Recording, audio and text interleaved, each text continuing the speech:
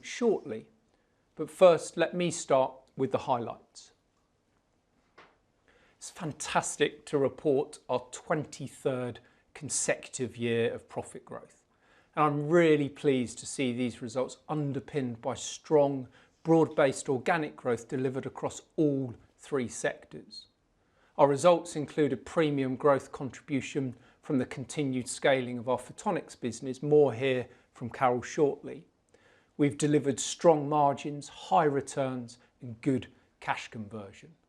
And this performance enabled us to reinvest at a record level well over £600 million in the significant opportunities we see for future growth, including a record year for both R&D spend and M&A.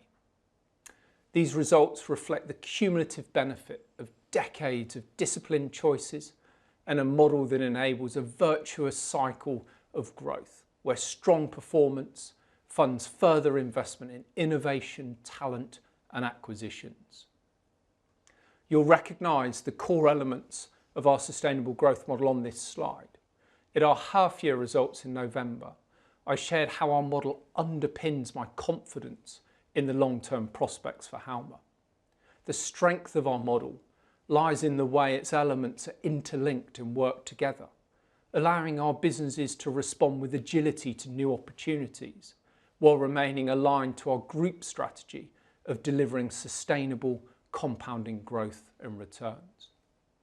Critical to this is the exceptional talent across Halma, which acts as a key enabler and a multiplier of performance, ensuring that as we invest, adapt and grow, we continue to compound value over the long term. In the second part of my presentation, I'll share the core elements of our continued investment. But first, let me hand over to Carole for more details on our financial performance in the year.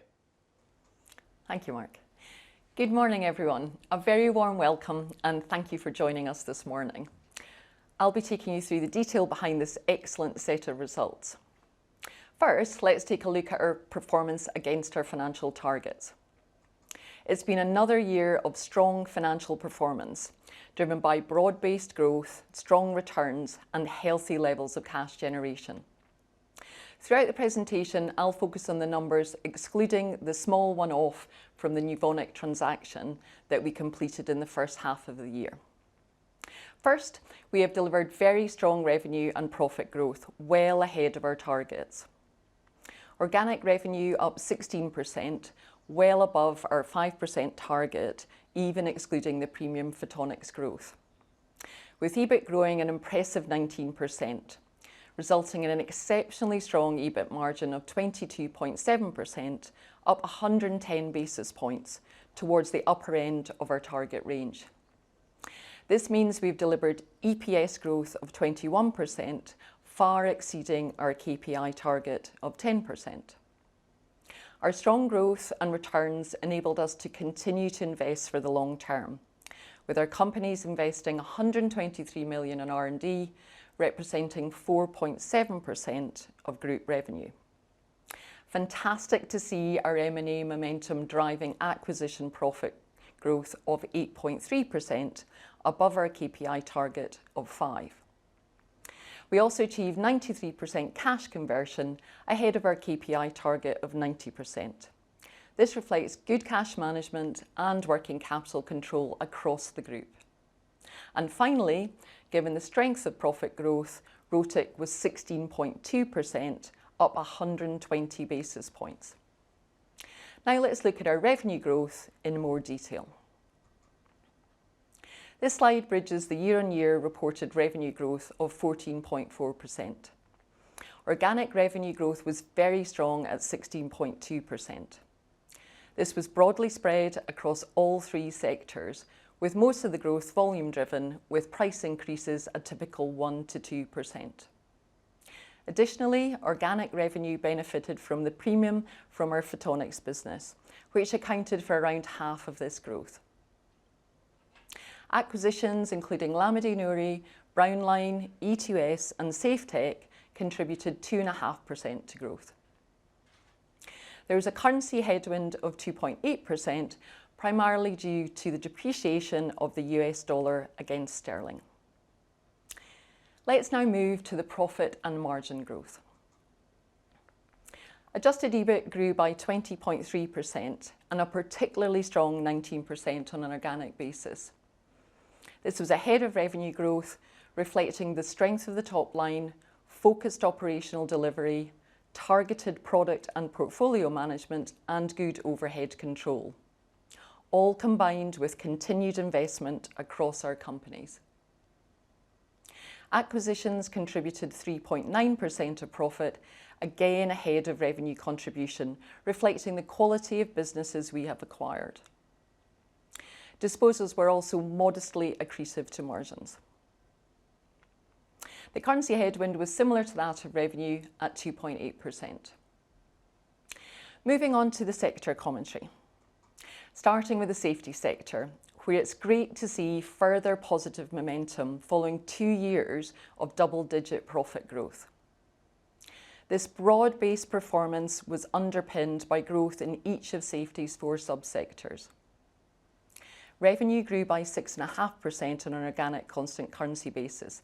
Healthy levels of customer demand underpinned strong momentum in public safety and good levels of growth in fire and worker safety. Growth was further supported by the continued rollout of new products across the sector. Adjusted profit grew 16%, 13% on an organic basis, making it our 3rd year running of double-digit organic profit growth. Profit margin increased by 260 basis points to 26.8%.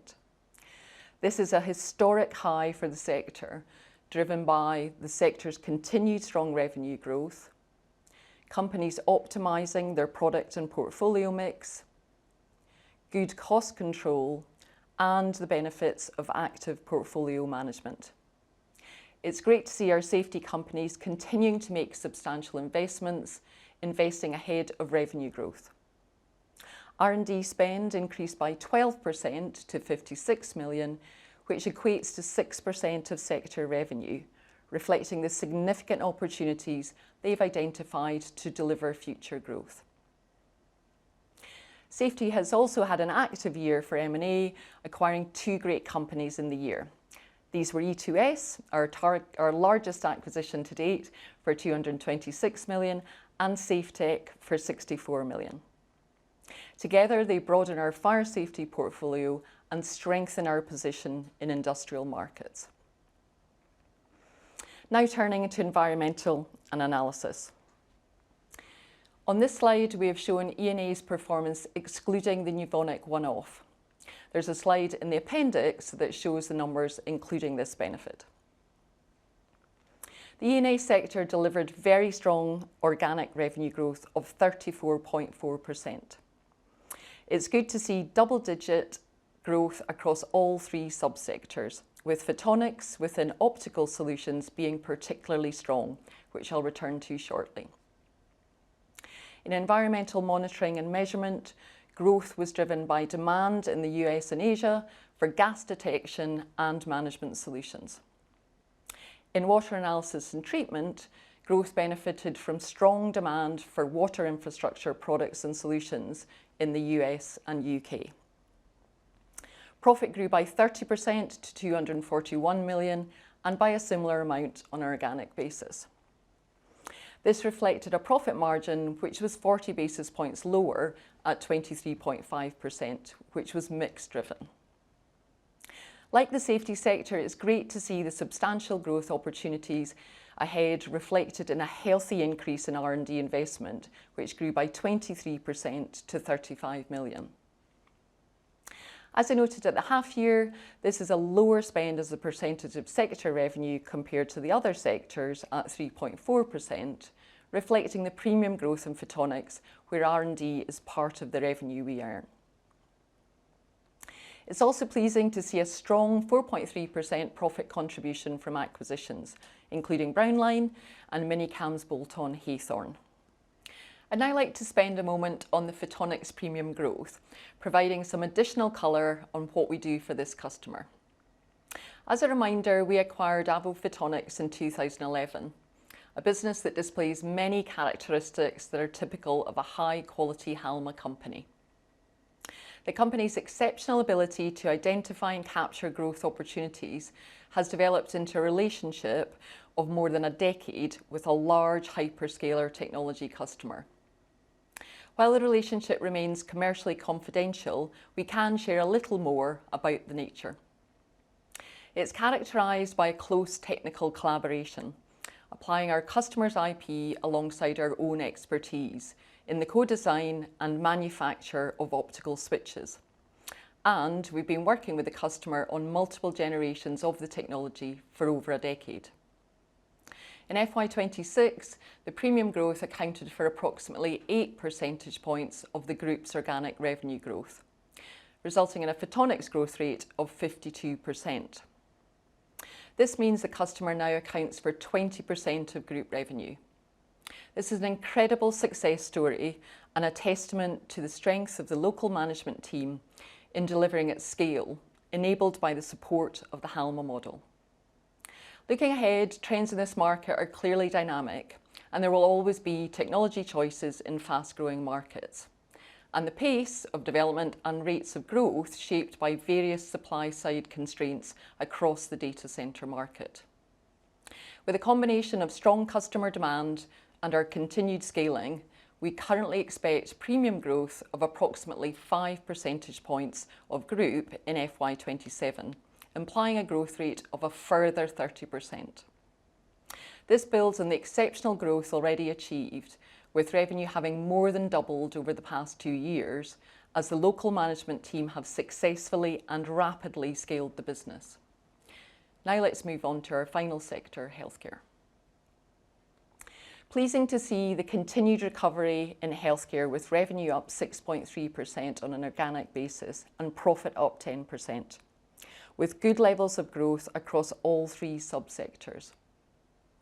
This reflected good execution against a background of broad-based recovery in healthcare end markets, supported by improving customer confidence and demand for products and solutions to help facilitate patient diagnosis and treatment and greater efficiency for healthcare providers.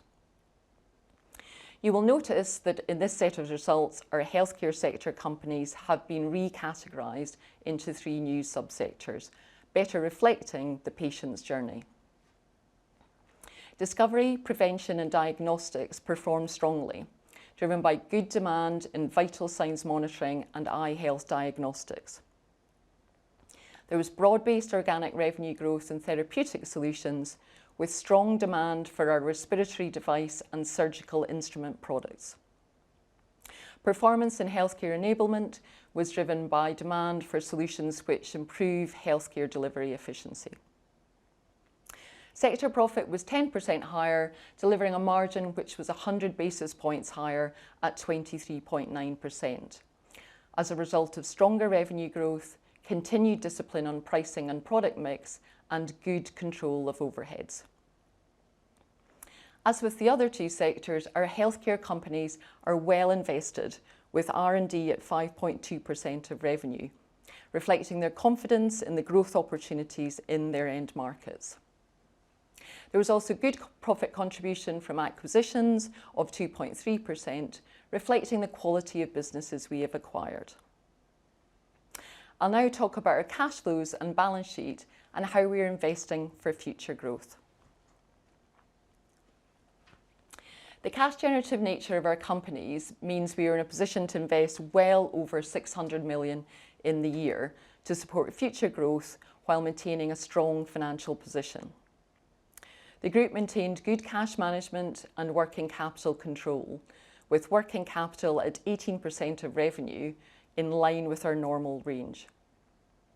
Our first capital allocation priority is organic investment to support our long-term growth, represented here by investment through R&D and CapEx of 179 million.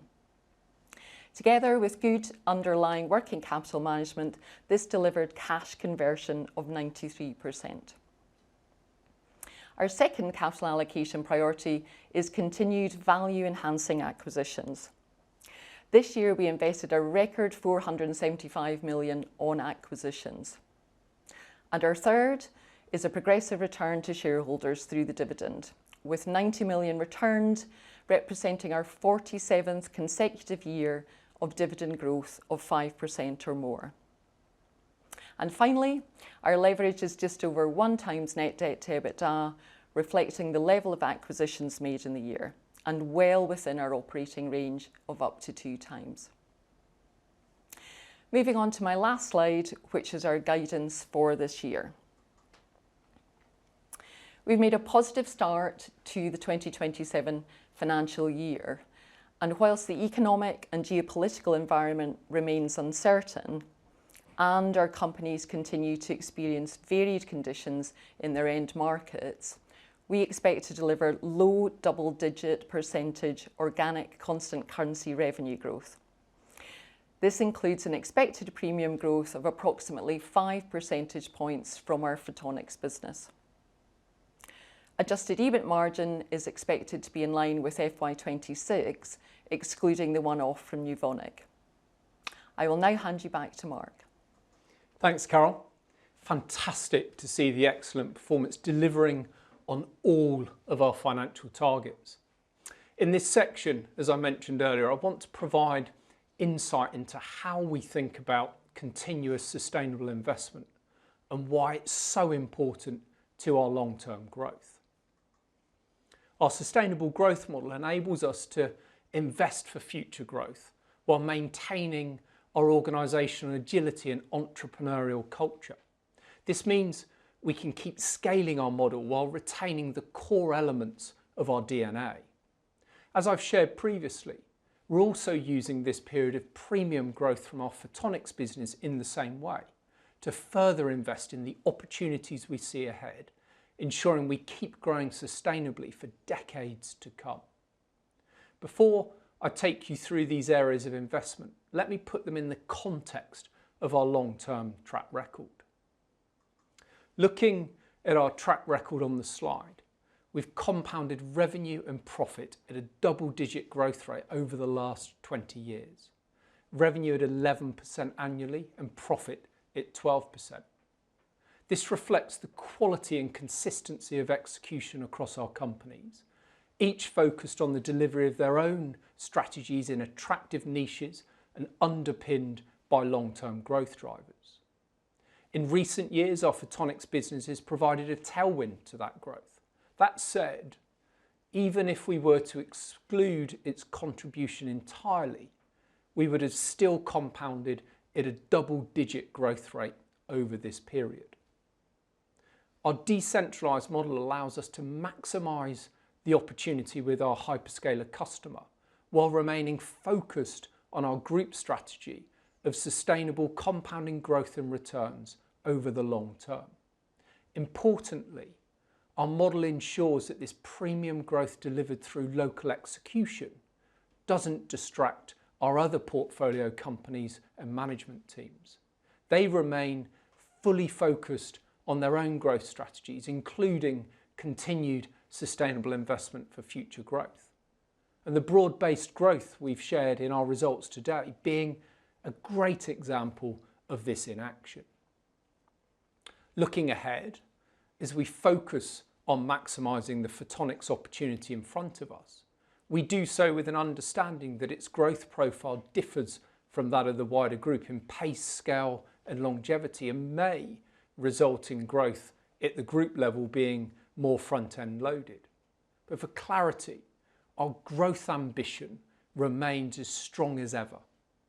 Even from our now much higher base, our objective is to continue our track record of compounding at a double-digit rate over the long term. As I've said, we're using this period of premium growth to do exactly that, reinvesting the premium cash flows to further strengthen the wider group, as I'll now take you through. You heard from Carole how we've continued to invest significantly in the year. Let me break this down into 3 core areas. First, our companies continuously invest to grow. Second, we invest in talent, our network, and new capabilities to help our companies grow faster. And third, we acquire purpose-aligned companies for the long term and actively manage our portfolio. Let me now provide a little more detail on these key areas of investment. Firstly, and as you heard from Carole, our number one capital allocation priority, investing in organic growth. Our companies are already great businesses when they join the group. Our role is to support their growth and continued ability to scale over the long term. A key driver of this being our company's ongoing investment in R&D and innovation. We invested 123 million in R&D in this year, ensuring our businesses remain differentiated, relevant and well positioned in their niches in attractive long-term markets. Importantly, R&D is bottom up, driven by our companies close to their customers and markets and aligned to their individual growth strategies rather than being centrally mandated. Ultimately, these investments reflect the confidence our leaders have in the opportunities they see in their markets and our commitment to supporting their long-term growth.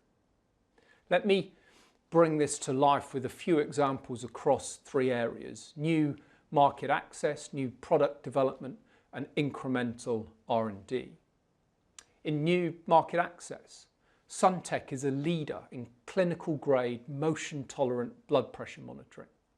It's applied its expertise to animal care, extending its core capabilities into an adjacent, faster growing market. A great example of exceptional agility in capturing a growth opportunity for a period of time whilst remaining focused on the long-term delivery in core markets. For new product development, BEA applied its automatic door sensor expertise to develop its EvoLoop product for automatic car barriers. It replaces the induction loops to improve efficiency and reduce installation time, supplementing organic growth in its core markets.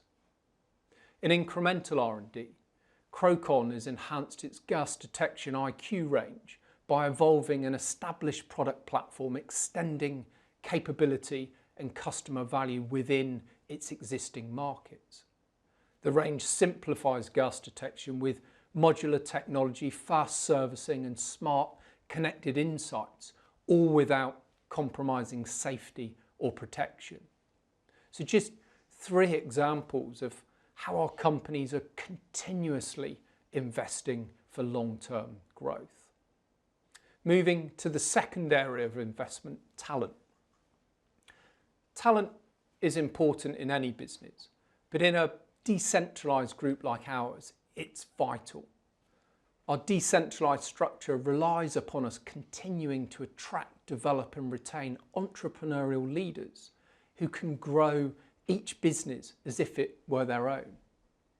We take a purposeful, long-term approach to developing leaders, combining internal development with external hires to build diverse, resilient and high-performing teams over the long term. We're also making deliberate investments in building a pipeline of leaders through the group, which gives us agility and resilience. During the year, 20 leaders were promoted onto company boards. Nearly 300 leaders participated in our development programs. All of our most recent sector and divisional chief executive appointments were internal promotions. We're doubling our Catalyst graduate programme and expanding our rotational placements to focus on AI in our tech team. A great example of strengthening our capabilities while developing the next generation of AI business leaders. We're also investing ahead of need in talent platforms and tools that help our companies develop their own people and reinforcing accountability for talent and culture at a local level to maintain our agility. We further invested in our network. We held our annual Accelerate Senior Leadership Conference in April, and we've facilitated a number of in-person conferences for many of our functional networks, including finance, talent, supply chain and digital. These events enable leaders to connect, to share experience and access expertise across Halma, helping them solve problems faster, spot opportunities earlier and scale proven ideas more effectively.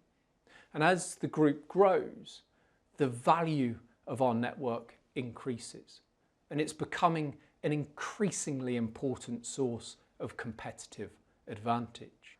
But don't take it from me. Let's hear about the strength of the network from some of our leaders at our most recent Accelerate conference.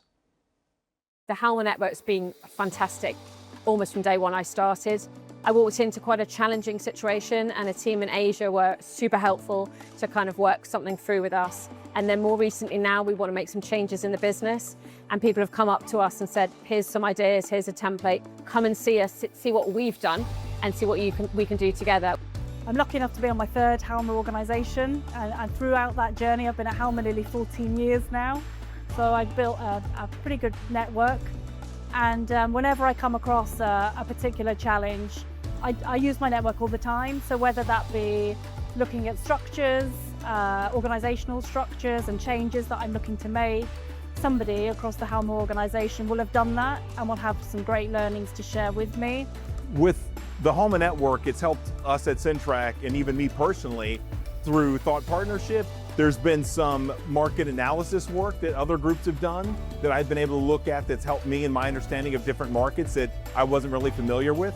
So that was all directly just through networking. So I wasn't doing research or getting anecdotal details from AI. It was people that have been in the market, in the field for years, and they shared their knowledge with me for free. Just a quick conversation. You're meeting all kinds of new different people, and it's just amazing that there's a connection with them. Even no matter what part of the world they're from, what language is their native language, you just feel like, wow, this is great, you know, and I can learn something new from them.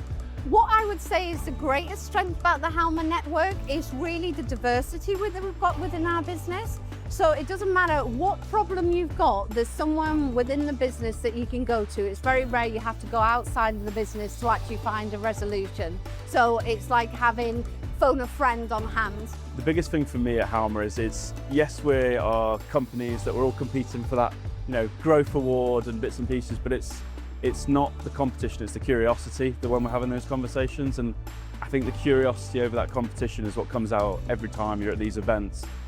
It's so powerful and people genuinely want to learn, they want to ask good questions, they want to take that back to their businesses. I think there's maybe a few ways that I've tried to give back to the Halma network.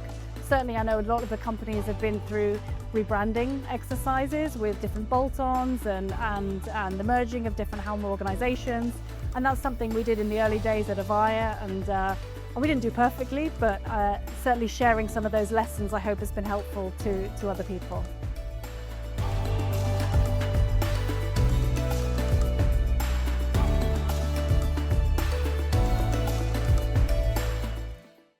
Some great comments there from our leaders. Kate talking about the network, sharing ideas and templates to see what we can do together. Faye talking about applying her experience from another Halma company. Marcus talking about experts sharing their own market analysis work. And Joe talking about the strength of connections and all of us as leaders learning something new.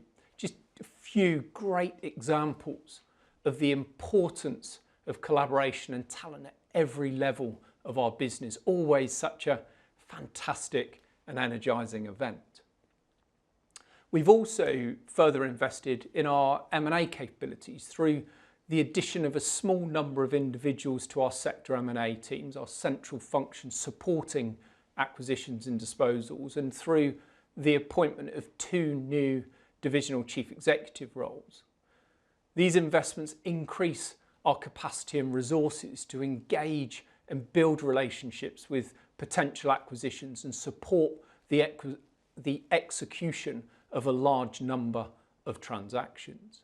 With this increased capacity, we continue to take a disciplined long-term approach to managing our portfolio. As Carole highlighted, an excellent year for M&A with record investment in acquisitions. Great to see a well-balanced mix of both acquisition sizes and types, including standalone and bolt-on transactions across all three sectors. Also positive to see the momentum continue since the year end, with 2 further bolt-ons completed for 75 million. Alongside this, we continue to actively manage our portfolio. Our intent is to buy a business to own for decades, and when reviewing our portfolio, our approach starts with a simple question: would I buy this business today? As a result, we completed 3 disposals in the last 12 months. AAI in safety, Labsphere in E&A, and Cardios in healthcare. Having found great new homes for these companies, it allows us to redeploy capital into the opportunities where we see the strongest long-term potential. Our approach to acquisition starts by mapping markets that we have an interest in, identifying niches supported by long-term growth drivers, including taking a view on emerging and accelerating megatrends. We typically acquire companies that are adjacent to or in markets that we already know well, and we remain disciplined throughout, never feeling under pressure to do a deal, including walking away where appropriate. Let me highlight a few: E2S, Brownline, and MST's bolt-ons Altamed and Surgistar, all great examples of the quality of businesses our approach delivers. E2S, broadening our fire safety portfolio and strengthening our position in industrial end markets, driven by the need for critical infrastructure resilience and increasing regulation.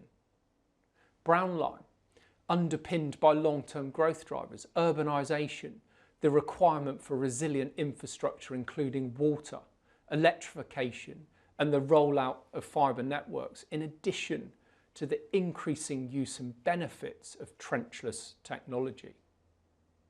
Altamed and Surgistar, 2 bolt-ons for MST. Together they broaden our surgical ophthalmology portfolio, strengthen our geographical reach and add manufacturing capability, all in a market underpinned by ageing populations and growing demand for cataract and eye surgery. Great to be able to welcome them to the group. The quality and pace of our M&A activity reflect the investments we've made in strengthening our teams. Our divisional chief executives lead acquisitions end to end, supported by our M&A teams. In addition, our company management teams are actively sourcing and delivering bolt-on opportunities in their markets. This reflecting the increased scale and capability within the portfolio, and it's an important way of compounding growth while retaining that local accountability. Looking forward, we have a healthy pipeline across all 3 sectors, including both bolt-on and standalone targets, giving us confidence in our ability to continue to find and acquire high-quality businesses that meet our criteria. To wrap up, I wanted to bring our model to life through the voices of company founders who've joined Halma at different points in time across different sectors, 10 years ago, 5 years ago, and during the last 12 months. It was the right decision to sell to Halma. Looking at the other options we had with various acquirers, Halma was the only one that really allowed us to be independent, to grow as Centrac with our brand, with the whole organization, being able to leverage all sorts of resources, whether it was legal, financial, sales, international, all these types of things that a smaller company kind of struggles with. But being able to focus on our technology, on our value proposition, while being able to reach out and say, hey, can you help me? I am proud that it is still the #1 company in the industry for healthcare RTLS. That's not easy. There's no doubt being part of Halma has allowed Ramtech to sort of spread its wings a little bit more as we were looking at expanding globally. Having the confidence to know you could do that with the financial backing of a bigger group was going to be an important part of Ramtech's development. The customer is at the heart of everything. We're looking at ways in which we can support customers in territory, with whether we're opening an office in the US, because that's where we need to be to support customers properly in the US. I would personally do the same deal that I did. Walking around the business today, I've been very proud of the legacy that is still here. It's only been a short while since we've joined the Halma Group, but we've already noticed the benefit of working in a network where, for example, regulatory information has been passed, which would have been very difficult as a standalone company to achieve. So the long-term hope is that E2S will continue to grow faster than it would have done if it had remained an independent company, and will gain access to markets that we couldn't possibly have never have done. We will experience the bolt-on acquisitions that hopefully will come as being part of the Halma Group, and that will take us into new products, new markets, and continue to grow the company for many years to come. Some really powerful reflections tying together those themes of investment, the benefits of the network, and why great companies choose to join Halma. You heard from Ari at Centrac on the ability to remain independent while drawing on the wider strength of the group. From Andy at Ramtech and Brett at E2S, sharing how that support gives them the confidence and capability to grow faster, expand internationally, and develop over the long term. While these companies have all joined Halma at different points in time over the last decade, what's consistent in each story is that they've kept their autonomy and culture with clear accountability for growth, and they've gained the support, capabilities, and a long-term home that helps them go further, faster. So bringing it all together, you've heard today how we think about continuous sustainable investment across three areas.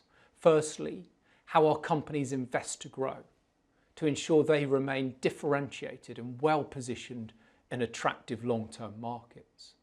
Secondly, how we invest in our talent, network and capabilities to help our companies grow faster and to ensure we can scale while maintaining our culture and agility.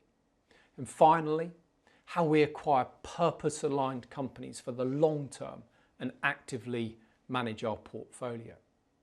These all key areas of investment to ensure we continue to deliver long-term compounding growth. Carole's described the strength of our performance in 2026, another record year delivered in varied market conditions.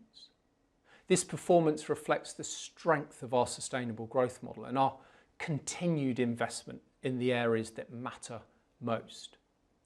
At its core, our model is brought to life by the exceptional talent across Halma, accountable for long-term performance and empowered to act with agility to capture near-term opportunities. A model that enables a virtuous cycle of growth where strong performance funds continuous sustainable investment in innovation, talent and capabilities, and purpose-aligned acquisitions. And while we remain mindful of the broader macroeconomic and geopolitical environment, the strength of our model underpins my confidence in our ability to continue delivering compounding in growth and returns for decades to come.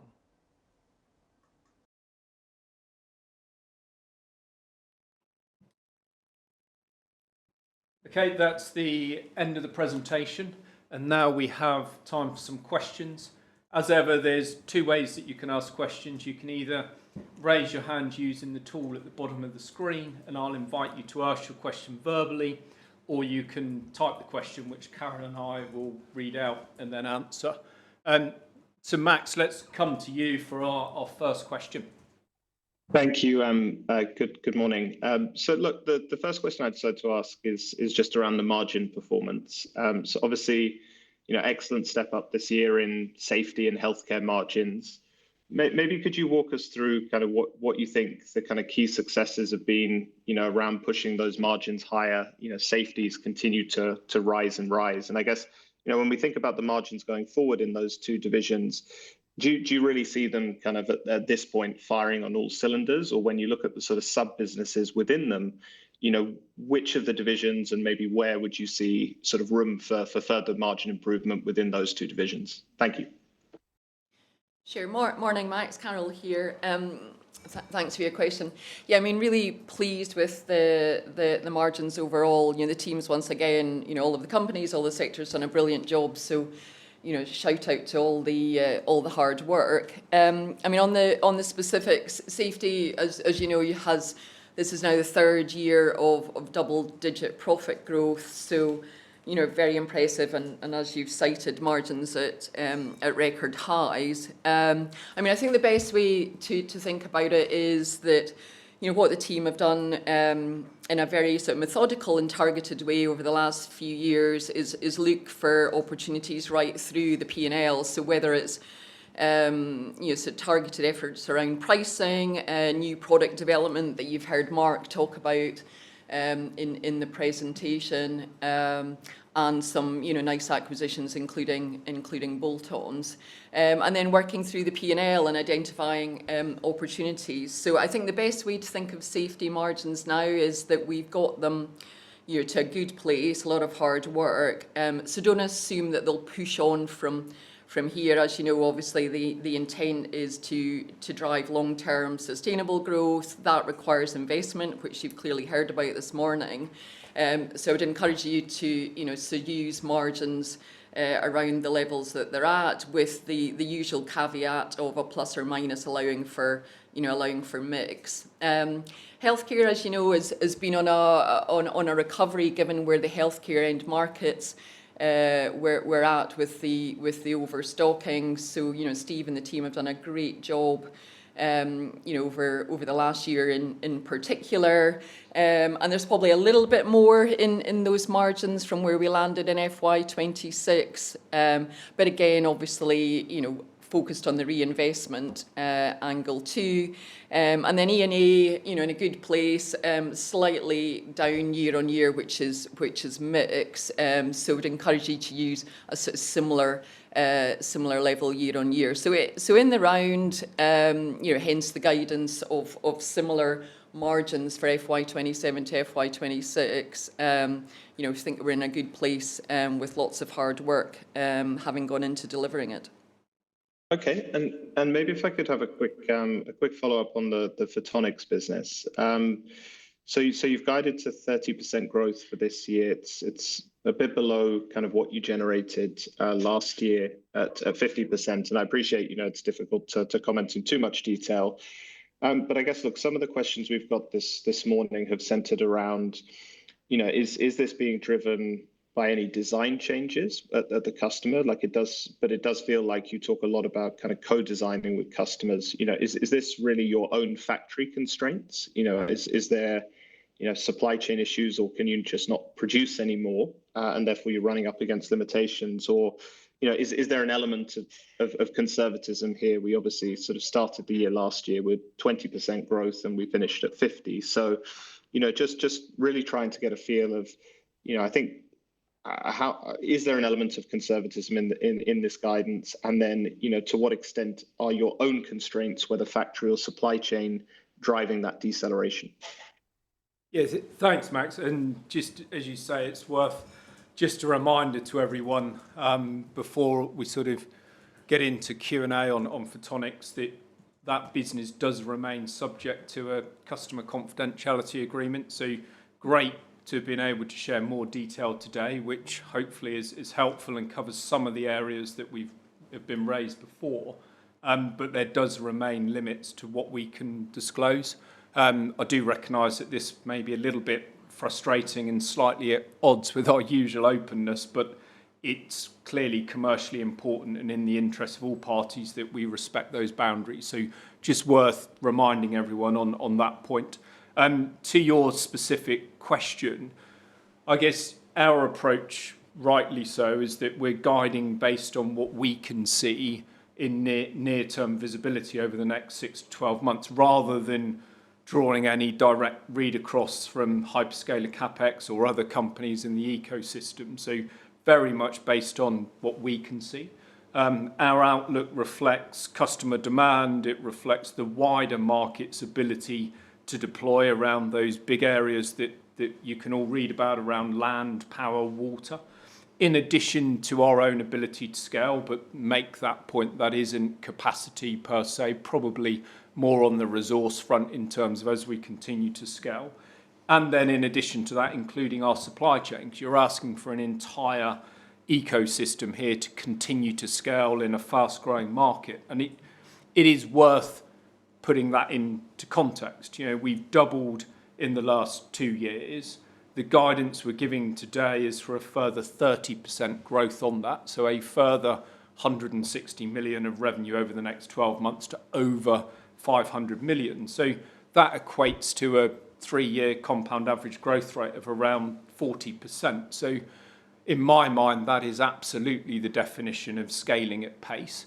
This is a highly complex and sophisticated precision manufacturing with the need of a high level of quality. So, as I say, very much based on what we've got in front of us. It would be remiss of us to be coming out with guidance that didn't reflect our best view at this moment in time. Okay, appreciate that. Thank you, Mark. Thanks, Max. Just looking at the hands up. So, Andre, I'll come to you. Great. Thank you, Mark, and good morning, everyone. I just wanted to ask on growth a bit more broadly. Clearly, you're delivering across the whole portfolio, and I just wondered, what is your assessment right now when you run through the divisions and the companies within that, in terms of where are we still kind of lagging, where the cycle is still maybe a headwind or retardant to growth, and where are we firing on all the cylinders, and hence should not be expecting any improvement, and where do you see the balance kind of off that for the next couple of years? Yeah, thanks, Andre. As you say, I mean, absolutely fantastic to have seen that broad-based growth across the wider portfolio over the last 12 months. And we're executing against the strategy that we laid out 2 years ago in terms of that delivery of the premium photonics growth, but at the same time not being distracted and delivering the broad-based growth. So really pleased to see that. Of course, we're reinvesting back in the opportunities that we see, and there are plenty across the entire portfolio. In terms of outlook, clearly we are operating in a volatile environment. A phrase that we've used many times before is that we're not immune, we're just more resilient. There's always going to be challenges in a portfolio. Whilst it's a small exposure at the group level on the Middle East, some of our companies will be more exposed than others. We'll have pockets of automotive, we'll have pockets of maybe secondary impacts coming through from the wider issues in the Middle East. And of course, then there's always project-based businesses around infrastructure, all of those things, none of them being material. I think fundamentally you have to come back to our choice of markets and the markets that we operate in. We're deliberately choosing those markets where we're focused on long-term drivers, where we're often small but critical components sold on value, where the cost of not doing is so high, whether that be regulation or human life. So being in those markets is a good start point. Then we overlay that with the agility in our companies, where they're close to their customers, close to their markets, and therefore have that autonomy to make decisions and react quickly for what's required for that moment in time in their market, in addition to access to wider group resources. So you put all of that together, and fundamentally I'd never sit here and say we haven't got pockets of challenge or pockets of opportunity, but across the portfolio we've got a high degree of confidence in terms of being able to deliver in line with our KPIs over the medium term. Great, thank you. And if I can, invariably a question on photonics. thank you for extra details and also for the comment on how you guide for this business. I just wanted to kind of scroll back to a year ago when you started the year with indicating an expectation of, I think, about 20% growth for this business. And then Q1 was, I think, immediately a bit better. And then obviously you printed 60% in first half, and that's been the kind of the run rate. I just wondered, how much visibility do you have on this business? And is this year looking different to how you had it last year in terms of that kind of visibility, customer indications, etc.? Is it kind of a fuller guidance for this year than what proved to be a year ago, if that's possible? Obviously, appreciate you're subject to NDAs, etc. Yeah, I don't think past experience can ever be a perfect example of what's going to happen in the future. I fundamentally come back to the point we made earlier. Here's a business that continues to scale. The team are doing a phenomenal job in terms of scaling up this business at the pace that they are, at the level of sophistication and quality that's required for our customer. So really good to see that.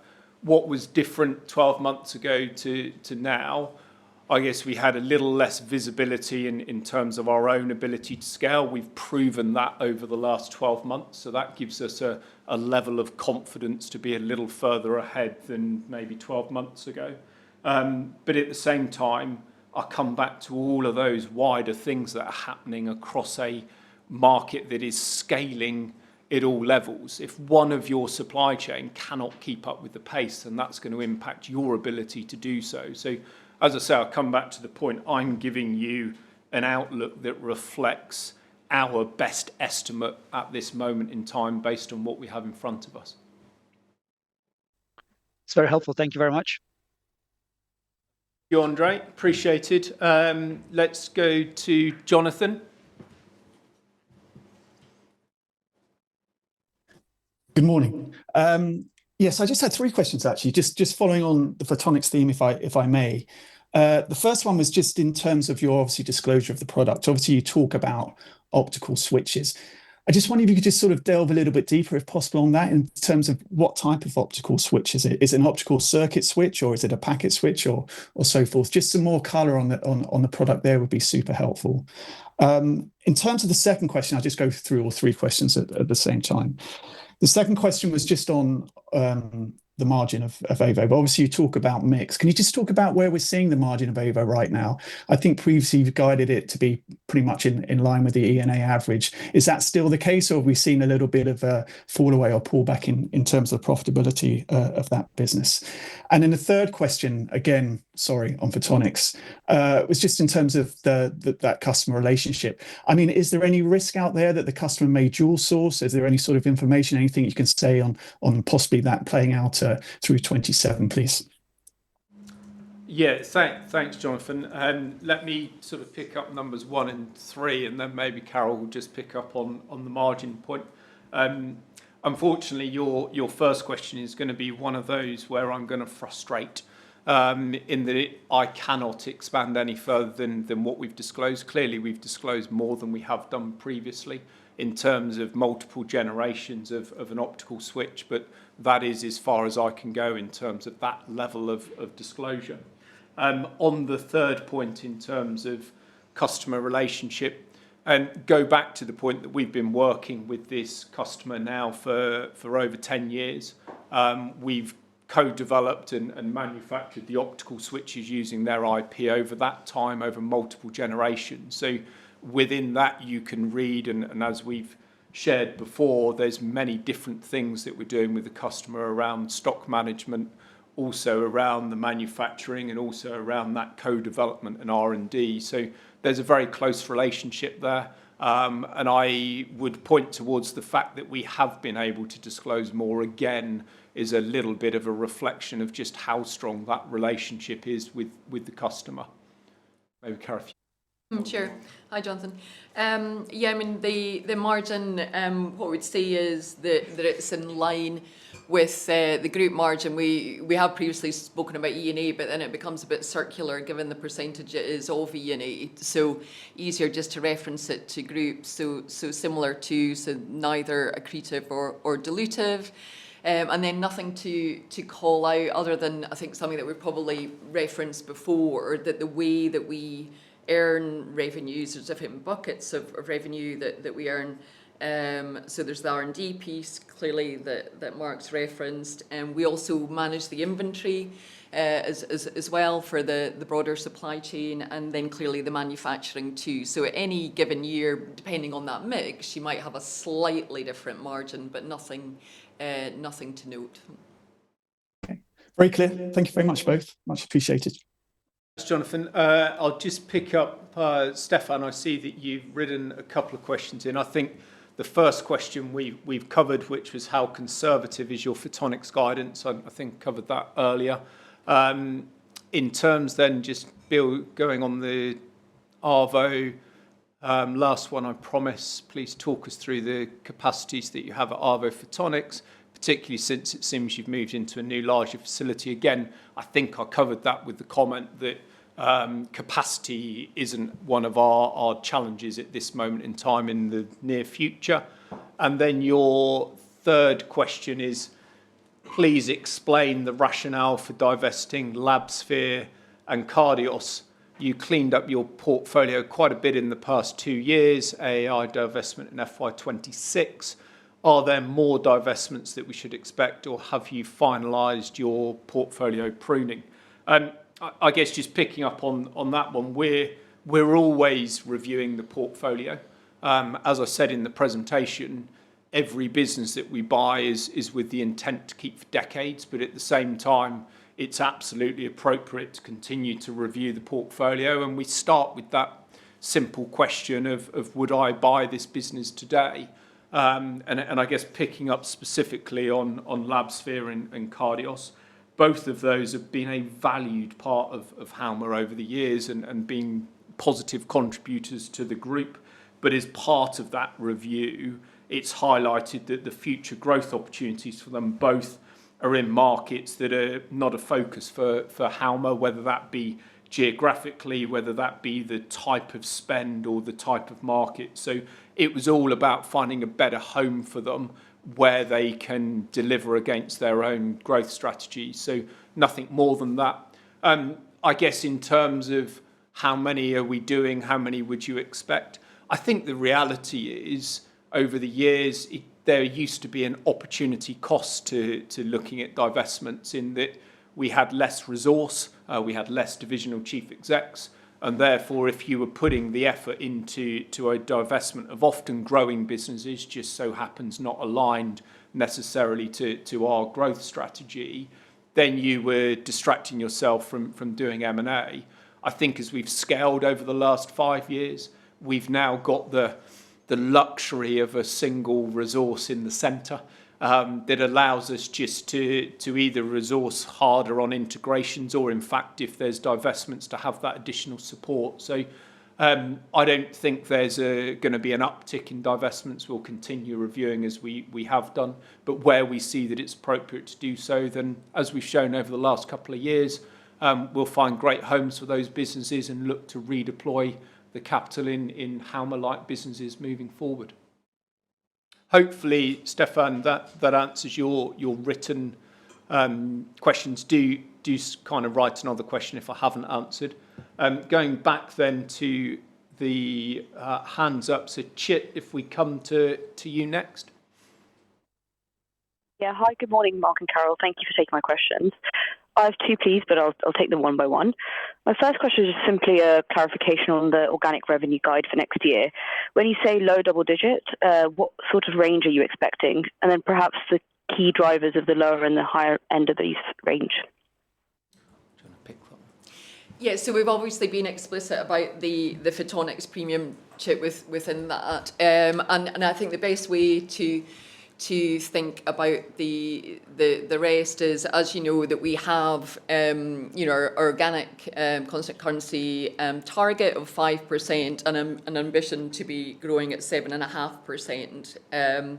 And so an expectation somewhere in that range would be a sensible place to get to, and just worth adding that we would consider that to apply across the three sectors. Okay, thank you. And then just on the margin guidance as well on next year, guidance is obviously offers strong performance for this year, but I just wanted to understand why you're not expecting some expansion given the low double-digit organic growth guide. Thank you. Yeah, sure. I'll take that too. I mean, it comes back to one of the questions earlier, Chit. So, and also the theme of the whole presentation around reinvestment, and so that balance of making sure that we're investing, for the long-term growth that we aim to deliver. And the margins, as you've already said, are already very strong. So we're not wanting to push them further, but rather to continue that reinvestment so that we can sustain it at that level. And at any point in time in any given year, there will be a bit of mix effect as well. So that's the basis of the guidance. Very clear. Thank you. Thank you, Chit. Let's now go to Christian. Morning, Mark. Morning, Carole. Appreciate the commercial sensitivities obviously limit what can be discussed on the technology specifics in photonics, so I'm not going to press on that. But you're forecasting 30% growth. I understand your earlier comments to Max's question that your guidance is based on order visibility and maybe factoring in some potential supply chain challenges. But you pointed out, Mark, yourself, that 30% growth might seem low compared to the hyperscaler CapEx plans over the next 12 months, which on our math range from 49 to 77%. So I've got really just two questions here. Is there a phasing dynamic to consider here in terms of the lag between CapEx spent on greenfield data center deployments and when you might see sales into the rack? And then maybe secondly, and again, no need to comment on tech specifics, would you agree photonics applications represent a penetration growth opportunity in the data center more broadly? Yeah, thanks, Christian. I guess in terms of kind of the phasing, I think we're a small but critical component here. I think it's pretty dangerous to start trying to take headline CapEx figures and trying to correlate them back. Far better for us to be looking and speaking with our individual company that's close to the customer and having those conversations, hence that being the baseline of our guidance. As I say, the customer demand remains strong. And as I say, the right way to think about it is that the outlook reflects the demand, our ability to scale, and then the pace at which that broader system can deploy and absorb new technology and wider technology. So I don't think it's appropriate for me to try and comment on the dynamic between our spend and what's being communicated is wider CapEx spend. On photonics as a technology, absolutely. I think when you think about optics, when you think about the demands and needs, that need for speed, latency, and efficiency, there's no doubt that optics can play a role in that, and that's pretty well documented out there. I guess guarding against that the other way is this is a pretty dynamic market. There's a lot of changes in technology, there's a lot of investment, there's a lot of customer choices to be made. So on the one hand, I absolutely see it as an opportunity from an optical perspective, but on the other hand, you've got to be appreciative of how dynamic the market is at this moment in time. Thanks, Mark. Maybe I can fit in a follow-on, and it's not on photonics. But if we look at E&A ex photonics and also ex the Nuvonic contribution, you grew 34% organically. That's 260 million of incremental revenue. You said photonics growth was a bit over 50%, so 175 million of that 267. That gives 92 million of incremental sales, and so I get to 21% organic for the rest of E&A, again, ex photonics and Nuvonic. I know you've got good demand in gas detection and water analysis, but could you add some color on what's really driving that demand? Because clearly it's well above the high single digit that you'd be usually looking for.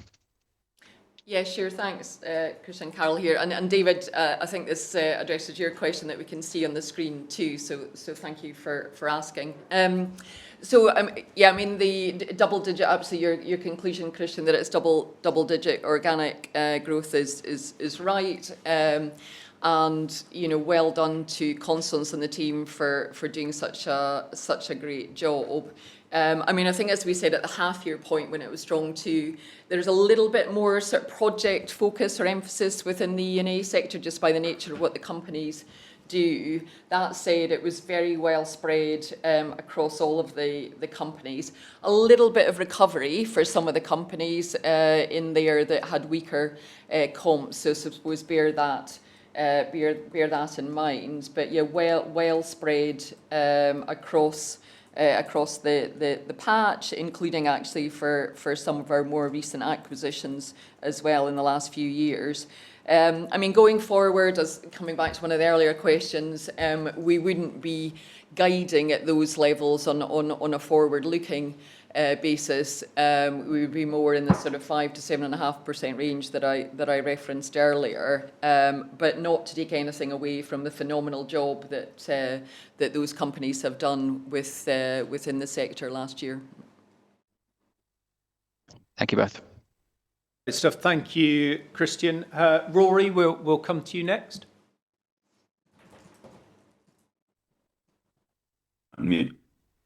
Hi, good morning. Can you hear me? All good, Rory. Good morning. Excellent. Thank you very much. Hi, it's Rory from Oxcap. Thank you for taking my question. I think there is still one on photonics here. You've talked about the different pieces of Avo Photonics revenue generation being sort of contract R&D, inventory management services, and then the actual manufacturing of the optical switches themselves. If I just look at the revenue recognition note, in E&A, that's now more than 50% of that revenue is recognized over time versus a point in time. That's up from 41% last year. And if I think back a few years, it was maybe more in line with the group average, maybe slightly higher than the other sectors, but not quite to that level, right? To that point that there's a lot of project-based revenues going on here, and certainly a lot of the growth has been in that bucket, right, in terms of revenue recognized over time. And then just trying to square that with your comments, Marc, that capacity is not your issue in the near future. I guess, how should we maybe think? Is there anything you can tell us this morning about how those three pieces within Avo Photonics may move over time? Because if we look at the kind of the long term or the medium term demand outlet for these products, or what we think these products are doing and where they're going in the data center, then it's maybe a question of your medium term capacity as sort of the R&D and the inventory management piece sort of go down relatively, but the manufacturing of components piece comes through in the next kind of 1, 2, maybe 3 years. Can you just, am I talking sort of nonsense here, or is there anything that you can help us with on that point? Thank you. I'll take the first bit in terms of the technicalities, Rory, and hello, hi, and thanks for your question. Yeah, I mean, it's unfortunately, without sounding like too much of a technical geek, it's the vagaries of IFRS 15 that we're grappling with here. So, I mean, you're right to reference the increase, and obviously as Avo has grown over the years, those revenues earned over time have too. It is very much the way that the contract is constructed, Rory, and so it actually applies to each of the aspects of the revenue buckets that we earn. So whilst I've referenced a bit of mix effect, I wouldn't don't think of that as materially different over years. And then the other piece, actually, just to note, is there are most recent E&A acquisition, Brownline, by its nature of providing a service rather than selling products. Again, the accounting standards mean that those revenues fall into that bucket. So I suppose as far as how much R&D, how much inventory management, and how much manufacturing in any given year, the inventory would tend to move in fair lockstep with the manufacturing, with maybe a little bit of plus or minus depending on inventory being bought ahead, and then the R&D again might move a bit, but it's not a material difference in the mix year on year. So I don't know if there's anything sort of broader than the sort of technicalities on that you want to dig into, Rory, but that hopefully gives you a bit more colour. That's really helpful, thank you. I guess also for the market today, looking at this, thinking, well, if you've been involved in previous generations, there's a high chance you'll be involved in future generations, and part of that brings R&D spending, well, the R&D investment with it, and then the manufacturing at some point as well. Obviously, the new Avo site might come in handy at some point in the near future. But that's great. Thanks very much.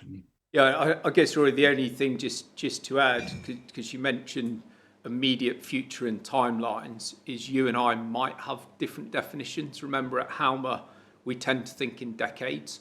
And then my immediate short term is probably the next 12, 18, 24, 36 months. Whereas I think in your world, that might be the next quarter. And long term is 12 to 24 months. So we just need to be a little bit careful of us thinking in decades and maybe you guys thinking in quarterly in terms of how you define timelines moving forward. Absolutely. Thank you very much. Okay, fantastic. Thank you, Rory. So it looks like we don't have any written questions. Oh, yeah, we've got one hand gone up. Is that Barwin? Is that, yeah? Hi, good morning. Thank you for taking my question. Just one on data centers, but just trying to focus on the other areas, ex-photonics, just to kind of ask whether you have been able to get any products into the data center market outside of the photonics, especially when we look at your safety business. I think you have a good commercial exposure over there. So can you please give clarity on that part? Of course, yes. Great question. As you say, it comes back to the fundamentals of the model in our businesses. You know, they've got deep application knowledge of their technology and their core markets. And as I was talking in the presentation, they're always looking for opportunities in other markets to go and apply their expertise in terms of solving customer problems. So that would be exactly the same for data centers, whether that was in gas analysis, whether that was in safety in terms of access, whether that was all a multitude of areas, fire suppression, all of those types of areas. It's the way that our companies think. So they're thinking, okay, I'm in a core market that's going to give me 3, 4, maybe 5% growth. How do I consistently find another 1 or 2% growth over the medium term?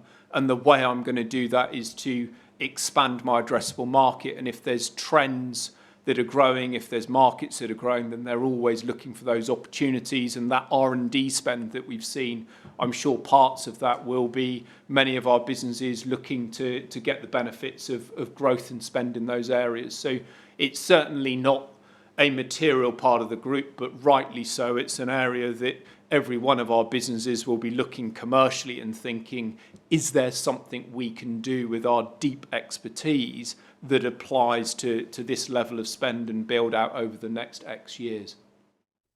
Thank you so much. Excellent. So I don't see any further hands up. I think we've covered off David's written question. So I guess a thank you from me. From our perspective, fantastic to have announced record results, that broad-based growth across all 3 sectors, record levels of investment, including R&D and M&A, and having a model that's proven its agility and resilience over decades gives us all great confidence in what we can deliver going forward. So thank you very much for your time, and no doubt we'll all speak soon.